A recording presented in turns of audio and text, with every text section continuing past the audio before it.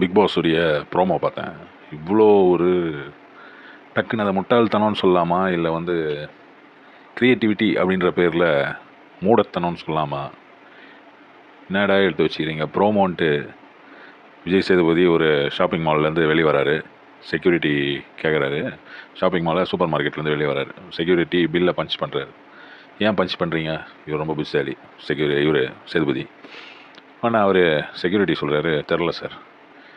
ஏன் நீ வந்து ஐட்டம் எல்லாம் கரெக்டாக இருக்கா, பில்லுக்கும் ஐட்டத்துக்கும் வித்தியாசம் இருக்கா, கையில் வேறு ஏதாவது பொருள் இருக்கா, இதுக்காக தான் வந்து பஞ்ச் பண்ணுறது. செக் பண்ணியாச்சு, பில் எதுவும் ப்ராப்ளம் இல்லை அப்படின்றது காட்டுறதுக்காக தான் வந்து பஞ்ச் பண்ணுறாங்க. இது ஒரு பெரிய கண்டுபிடிப்பான்.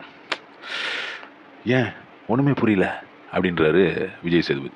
அதாவது செக்யூரிட்டி வந்து என்ன காரணம்னு எனக்கு தெரில சார், அவங்க பஞ்ச் பண்ண சொல்கிறாங்க, நான் பஞ்ச் பண்ணுறேன், அவ்வளோதான் சார். அதெல்லாம் நியாயமாக இது? இப்போ நிறைய பேர் கேட்பீங்க, ஒரு ஆள் வரும்போது செக்யூரிட்டி வந்து எங்கன்னா ஐட்டம் எல்லாம் செக் பண்ண முடியுமா, என்ன முட்டாள்தனமாக பேசினேங்கிறேன்ட்டு.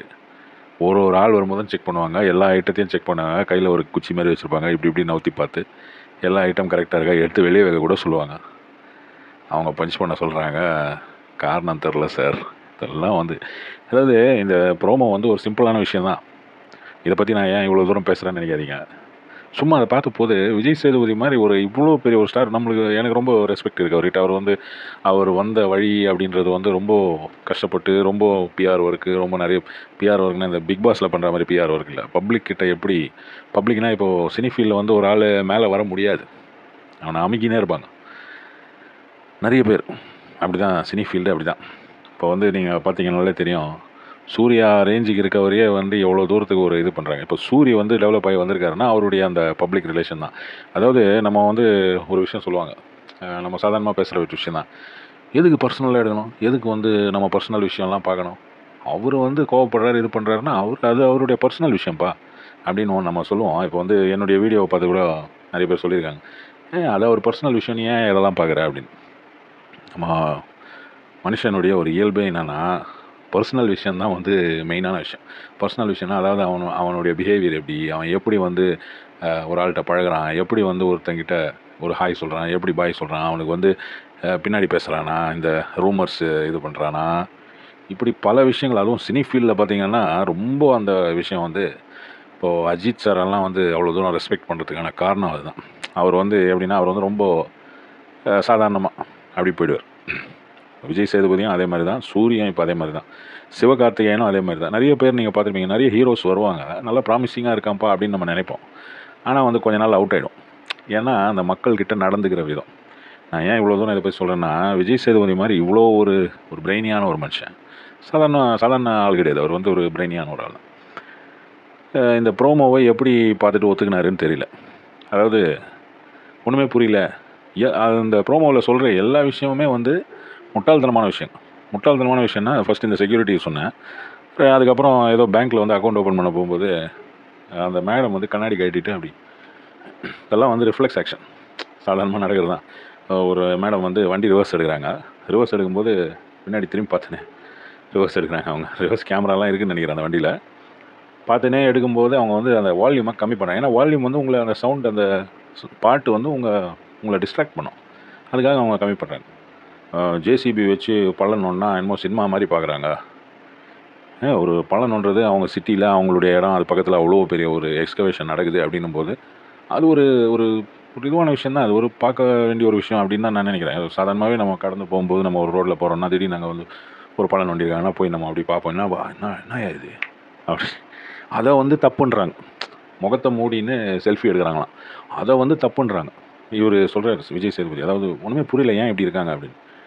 முகத்தை ஓப்பன் பண்ணி வச்சே எவ்வளோ நாள் தான் செல்ஃபி எடுக்குது, யோசிச்சு பாருங்கள். அது ஒரு க்ரியேட்டிவாக இருக்குல்ல. அப்படி எடுக்கும்போது அது அவங்களுக்கு பிடிச்சிருக்கு. மெயினாக வந்து அந்த மாதிரி செல்ஃபி எடுக்கிறவங்க நம்ம ஜென் செட் கிட்ஸ் தான், 2000 அந்த டைமில் பிறந்த பசங்க அப்படின்னு சொல்லலாம். ஒன்று பார்த்தேன், அதில் சினிமா பார்க்கும்போது ரீல்ஸ் பார்த்துன்னு இருக்காங்க. படம் பார்க்குற இடத்துல உட்காந்து, தியேட்டரில் உட்காந்து ரீல்ஸ் பார்க்கலாமா? ஏன்னா நீங்கள் எடுக்கிற படங்கள்லாம் அந்த மாதிரி இருக்குங்க. நான் விஜய் சேதுபதியை சொல்ல, அவர் ஓரளவுக்கு பார்த்து தான் ஆக்டிங் பண்ணுறாருன்னு வைங்க. அதான் படம் இது கதை சூஸ் பண்ணுறது வந்து ஓரளவு பார்த்து தான் பண்ணுறாரு. அதை பார்க்காம வெறும் பணத்துக்காக பலரும் வந்து பல கீழ்த்தரமான, அதாவது ஒன்றுமே இல்லாத படம், ஒன்றுமே இல்லாத கதைங்க, ஒன்றுமே இல்லாத விஷயத்த வந்து பெருசாகிறேன் அப்படின்ற மாதிரி கதை எடுக்கிறேன், படம் எடுக்கிறேன்ற மாதிரி பண்ணி ப்ரொடியூசருடைய காசை வந்து நாசம் பண்ணுற நிறைய பேர் இருக்காங்க. இப்போது லேட்டஸ்ட்டாக வந்து வந்த எவ்வளவோ படங்கள் ஒன்றுமே கிடையாது படத்தில் வந்து. அதாவது நீங்கள் பார்த்தீங்கன்னா என்னடா இதுன்னு உங்களுக்கே தெரியும், நீங்கள் வந்து நம்ம எல்லாம் படம் பார்க்குறது தானே. அந்த மாதிரி வந்து படம் எடுக்கும்போது என்ன ஆகும், படம் ஓடின்னு இருக்கோம், இங்கே வந்து ரீல்ஸ் பார்ப்போம்.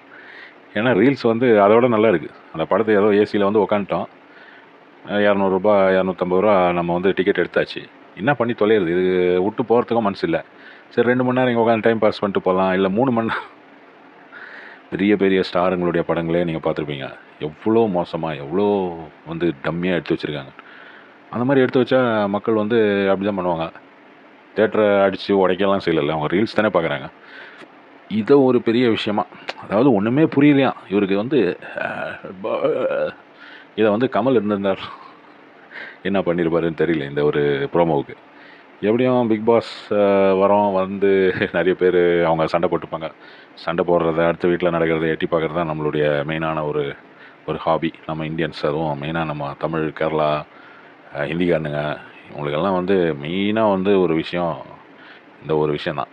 அதாவது பக்கத்து வீட்டில் எல்லாரையும் சொல்லுங்க, நான் வந்து ஒரு காமனாக ஒரு 45% ஆஃப் த க்ரௌட் அப்படின்னு வேணால் சொல்லாமே, அந்த அளவுக்கு இருக்காங்கன்னு வைங்க.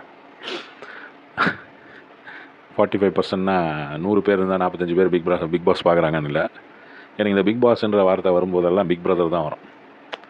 அது என்ன ஒரு ரியாலிட்டி ஷோ இதுவும் எடுக்கிறானுங்க பாருங்கள் நம்ம ஊரில். ஐயோ, எப்படியோ நிறைய பேர் வந்து உடனே ஸ்டார் ஆகலாம் அப்படின்ற மாதிரி அவங்க எல்லாம் அந்த பெல்ட்டில் இருக்கவங்க தான். அந்த பெல்ட்லேருந்து வெளியில் இருக்கவங்கள வந்து அவங்க எடுக்கிறது நான் ஒன்றும் பார்க்கல. அந்த மாதிரி எல்லாம் விஜய் டிவி, இதே டிவி சேனல்ஸ் எல்லாம் இவங்களுடைய கான்டாக்ட்ஸு, இவங்க ஏதோ பார்ட்டியில் பார்த்தவங்க அப்படி தான் இவங்களே தவிர, இவங்க வந்து சாதாரணமாக அது காமனர்னு வேறு ஒரு ஆளை வேறு கொண்டு வருவாங்க.